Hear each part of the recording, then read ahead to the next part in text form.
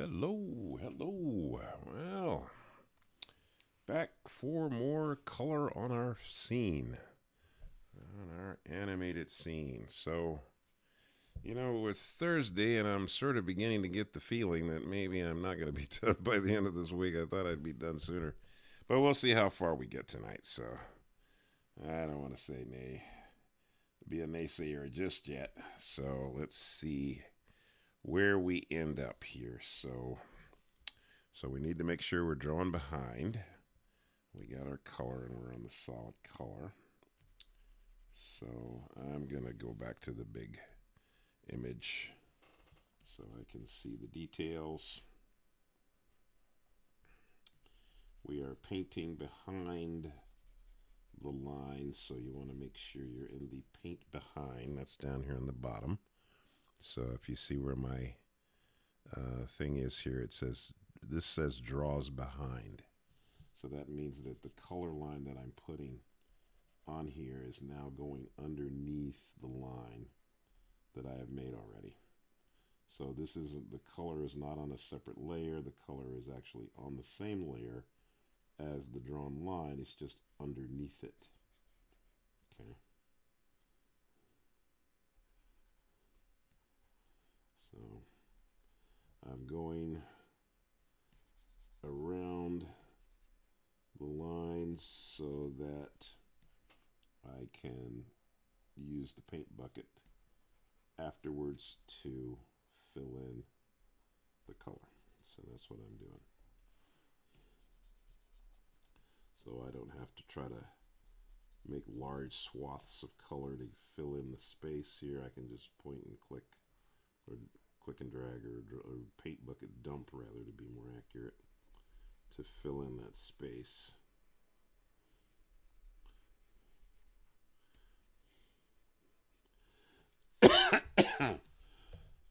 Excuse me. I think the face is actually probably the biggest area here.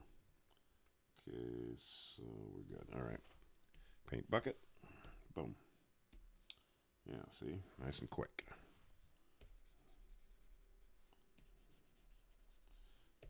All right. Yeah. I need to be big so that, I can, like I said, I can see the tiny areas where there's white popping through past the flesh color. So I need to be able to see that, and if the drawing is too small, I can't see it. So like normally I have this big enough for you guys to see the whole face, because I know some of what I'm painting drops down below where you can see, because my recorded image of myself appears on the screen, and that's obscuring the bottom half of the frame where I'm drawing. Oh, I forgot to paint the eyes and the tongue, didn't I? In those last drawings I did. I'll go back and do that immediately. Just realized that. Okay. Normally, as I mentioned a few lessons back, you do one color at a time. However, sometimes in the case of, say, like if you've got little areas like eyes and a mouth or something like I do with this character, I might go ahead and paint those areas, while I'm painting the flesh color. So once again, it just depends on how I feel about it. But I do tend to just do one color at a time. But anyways, okay, so eyes are white. So, and if you remember, the reason that I said that I do the white later is because tongue's pink. The reason why I do the eyes later is because I can't see the white. If I did it first, I wouldn't know if I'm going over the line or not. Whereas if I do it afterwards, it doesn't matter because the colors are always going to go underneath. Yeah, okay. So, yeah. All right. Well, actually, we don't have that many more frames here before we're going to be done with the major part of this, so let's just keep coloring. Um,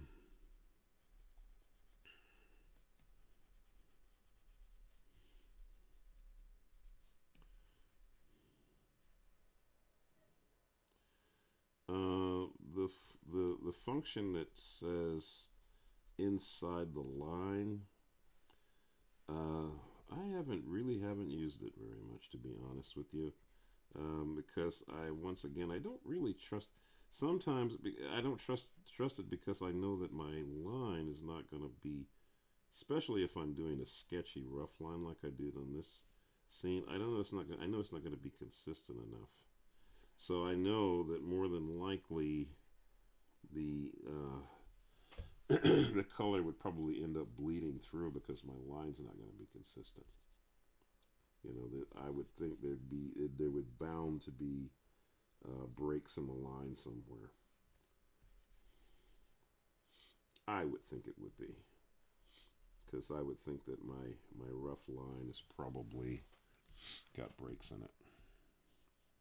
So I kind of don't trust my own line. You know. So I kind of just don't. I don't even want to waste my time with that because it doesn't make any sense in my mind to do. It's like I know this is what I know works. You see, so I just do this because every moment that I spend um, working on this thing, I should get the most out of what I'm doing. You know, get as much done as quickly as I can, so I can get on to the next thing. It's the difference. That's the difference with hand drawn animation. You know, you everything you're doing because it's hand drawn. It's just going to take time. You know, there's just no shortcut. You just don't have that luxury. Just does not exist. You've got to draw every drawing, right? Every single drawing, you've got to make it. Now, that's oddly enough. I mean, I think you talk to most of us who've done hand drawn 2D animation for years, and most of us will say we don't mind that. I'm saying the way I'm saying it, but I love it. I love it. I actually love all of the minutia of doing this job. I don't not, I like it. I like all of the in betweens I've got to draw. Now, why I like it, I don't know. I think it's because I know I'm crafting something. There's love in it. There's fun in it. I know that every image can be as good as I would want to make it. I can put a lot of love into each image that I draw. So I think some of it is that. Some of it is just a pure love for the actual art form itself, the actual craft itself. Some people don't like to refer to animation as a craft. Maybe that's the art form, whatever, however you want to say it. Okay, art form, craft, whatever. I don't know. But doing this stuff from the first time that I saw my drawings move, I just absolutely fell in love with animation because I realized that because I could draw it, because it was birthed out of the point of my pencil in my mind and what I could put into the creative process of making it, I realized that there was nothing that I couldn't draw or animate. I could animate anything. Anything that I could draw, I could animate. And that just opened the door for me in terms of what I knew I suddenly would be able to do. And it was that endless, because I knew that drawing, from the time that I was a little kid, the whole process of drawing something, creating something out of nothing, that was kind of a magic trick in and of itself. When and I don't even remember how I felt because I was a little kid when I did it. The first drawings I did. But then to think that I could make these drawings move, that I could make them come to life. Oh man, that was like a drug, man. And well, of course, I say it's like a drug, but the reality is, and I don't know enough about drugs to know what that's what being drugged out was being like. But I use that as a description of what it was like. But it was an intoxicating thought that a drawing that I could do I could make it appear to be alive. And so then everything, every drawing, every little line on the paper, every little color, everything suddenly then became like, wow, this is cool. The drawing. And the I don't know, it's something about the idea that these were drawings, you know? There was something about that. The drawing that they were drawings, that they were not, that it wasn't an actual person or character, but it was a fabricated thing, that it was coming out of my head or out of my pencil or whatever. That, it was something about that I just thought, it's like a magic trick, I guess. And then the other thing was that, you see, especially when I started to work at Disney, you see people who just had that, whatever you want to call it, that natural ability. Their animation was just really, really good. And, they just seemed like they had the touch. It's just like everything they did was great. And those people, it was really like magic watching them work because, man, it's like, it's because animation isn't just movement. It's not just moving. It's not just a bunch of drawings moving that make something look like it's moving.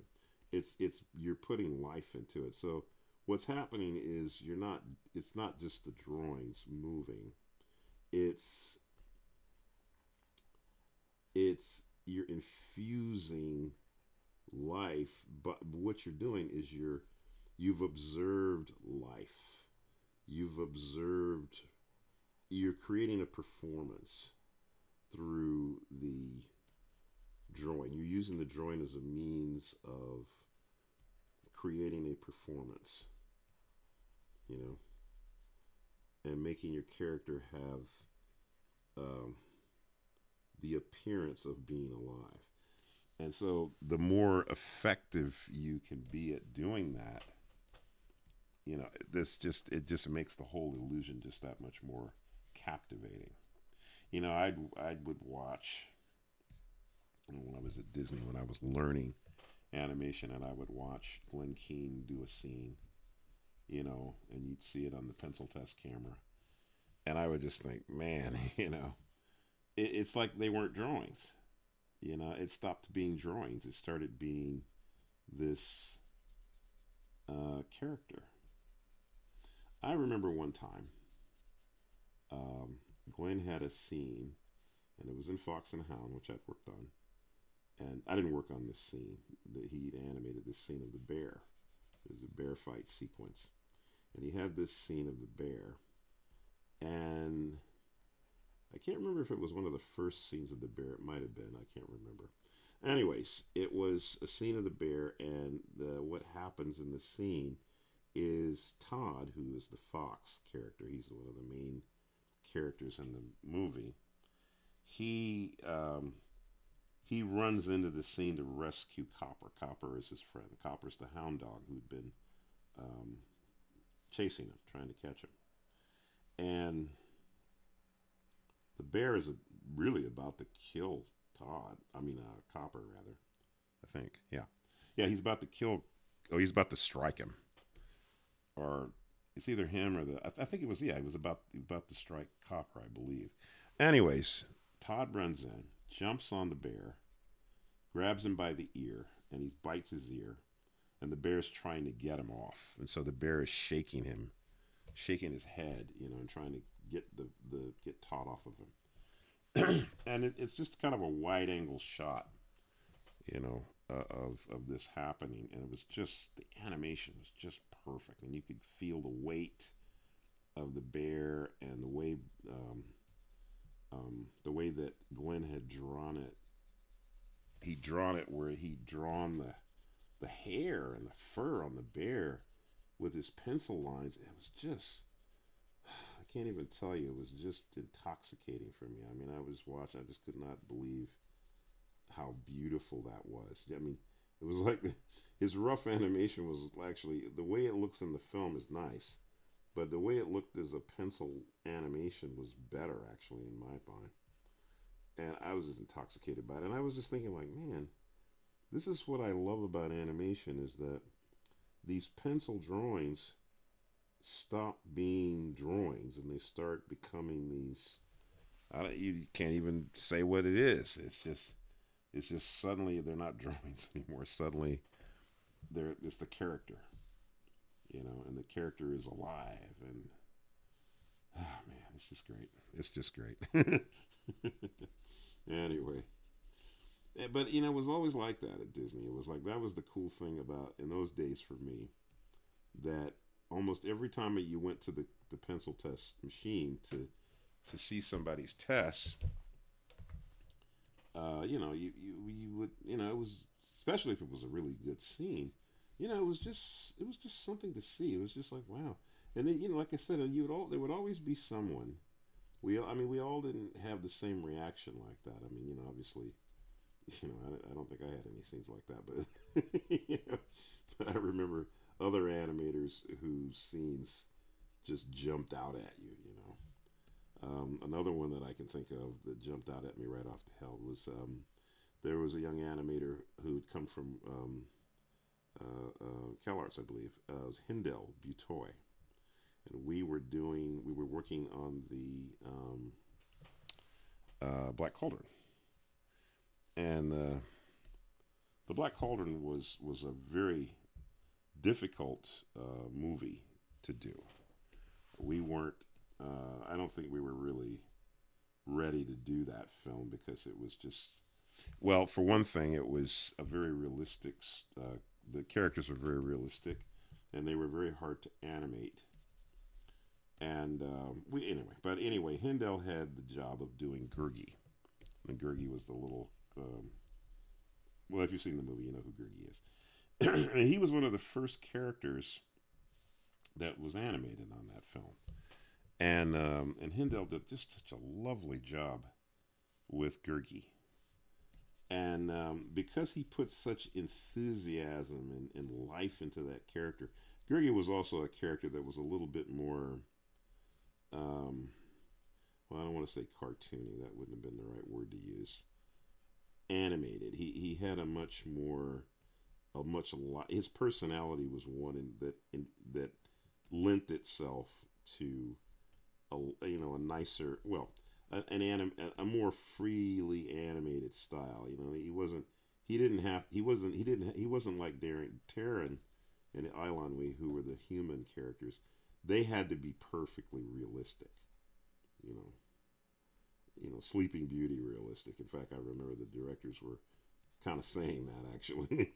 Which, when I look back on it now, I think they missed the boat on that because Glenn had done some realistic. Well, he'd done some scenes of Taran and Ilanwi that were more in his style, which were more loose and nicer, kind of like what he did with when he did Aladdin.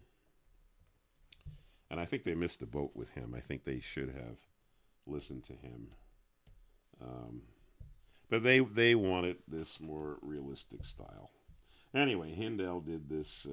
He did this test. Well, he did some scenes of Gurgi, and they were just lovely, and everybody loved him. And once again, the same thing. He had this quality to the animation. It just jumped out at you, so that when you saw the scene, it was just so vibrant and it was so beautiful that it transcended the fact that it was drawn on paper and shot under a camera. It started to feel this was a real character. This was a live character that had a brain and everything. Just really lovely. So every now and then that happened. That was the thing that was the magic for me of Disney was that people could do that. People could. There were talented people. They were so talented that that's what they could do. That when they animated a scene and you saw it, it stopped just being drawings and it started being a character. And oh man, just awesome. Anyways, uh, and I guess I don't know. I mean, everybody. The thing about doing fully animated stuff is not to say that every scene isn't alive, but I think it's like one of the reasons that at least over the years I think I kind of picked up on this why some animators are able to pull this off so well is because they aren't just going from pose to pose to pose. They're actually thinking about how can they bring the character to life. And the poses are a byproduct of that. Sometimes you can think of your animation in terms of just poses. And I would say that that's kind of how I've always kind of thought about it too. But I don't. I've always tried to transcend that. Every now and then I've been lucky enough to create a scene that felt like the character was really alive. I think my animation works pretty well, but I'd be the first one to admit that I think it could go further. And I don't always know what that is. I don't always know what that little thing is that would take it to the next level. I got out of being an animator and got more into doing storyboarding and that type of thing. So my animation chops didn't get developed as well as my directing and storytelling chops. But I still kept learning. And I'm still learning now. So I mean, I'm not.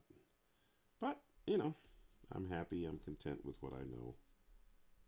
But I certainly have a lot of appreciation for those few people who are just somehow just so amazingly connected, like Glenn Keane. Milk Calls, and obviously another one who we all talk about, Milk Call. And he was in a class by himself. You know, and when you look at a Milk Call scene, it's just beautiful, and it's just everything about it just is gorgeous, and you know, so at this point, I mean, I think you just keep learning. That's really what it comes down to. You just keep learning. You keep developing yourself as an animator, and you just get better and better and better. Hopefully you get better.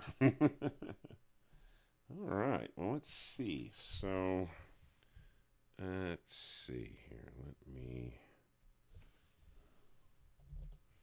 play this a little bit. So we got all the way through on the flesh. Yeah. Yeah, we got all the way through on that. Well, I think we could probably get the hair next. So let's see. All right. So let's see. I think on the hair, I think I'm gonna go with kind of a golden. I guess you could say this would be like blonde or something. And here I can just go to the outer edges here. And then I should be able to just drop it in. But this isn't a big space either, so I could probably just, yeah.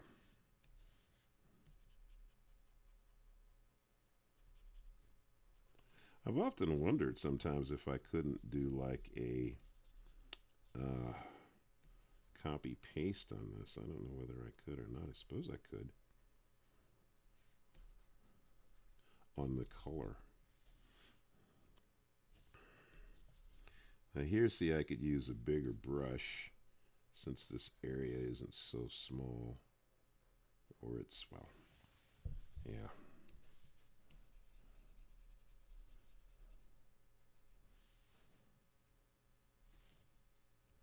Because I got to get down to the tip here. Now I don't know. Also, too, maybe I need to go back up big on this. Let's see. Fit to window. Yeah, I gotta kind of be careful that I don't miss the boat on this,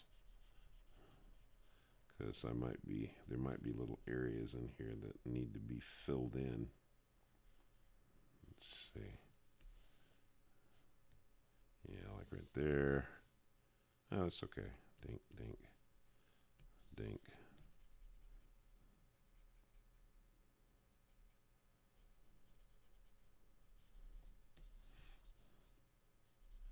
Yeah, when you get to the smaller areas, it gets easier to fill in. There we go. If I don't, let's see how far I get here. Let's see, where are we? Another 5 minutes or so. We're going to be at 30 minutes. So I think maybe, see, I saw a little pink area in there. Okay.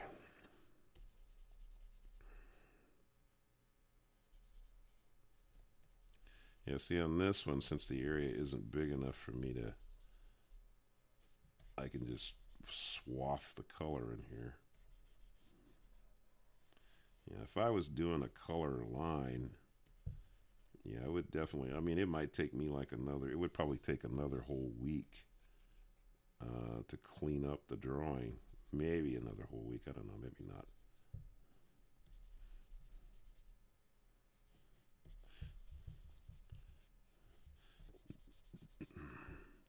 Only because I wouldn't be doing. Like I said, I don't want these demos to be too much longer than 30 minutes. I'm not trying to take up too much of your day. Those of you who are kind enough to watch. And if you are getting something out of this, or you're following along, and to some greater or lesser degree, I mean, obviously, when I say following along, I'm following along like you're doing the same scene. You're not necessarily, but point being is that if you are following along in the sense that you're learning step by step what to do, and maybe you are implementing it on a scene that you're working on with me, um, just that I, would take a half an hour on each one of these sessions so that you have the chance to see what I'm doing, literally see it, and not see it in real time, and not in a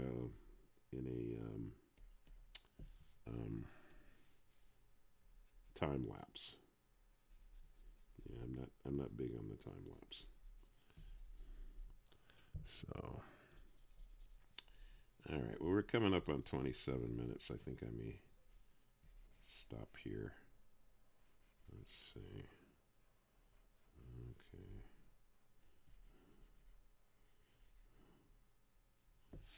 All right. So let's bring it down to there. Bring her up to there. And let her play. So the hair is going to be kind of a golden, kind of blonde color. I don't know what color I'll make his sweater. We'll figure that out when we figure it out. Eyes are colored in, mouth is colored in, as far as I can see. I will put a background behind this. So, given the fact that it's Thursday, my guess is going to be, well, this is probably quite likely it might go into the next week. Maybe, maybe not. We'll see how it goes. If tomorrow's iteration gets me, I can estimate that I might finish. I probably will finish the hair, no problem. But I might finish the rest of it. It's really hard to say. I don't know. All right then. So fun. All right, good people. You all have a beautiful rest of the day. What's left of it, or rest of the evening? It's 10 o'clock or almost 11 o'clock right now here at night. So I will see you all tomorrow. Have a beautiful evening. See you later.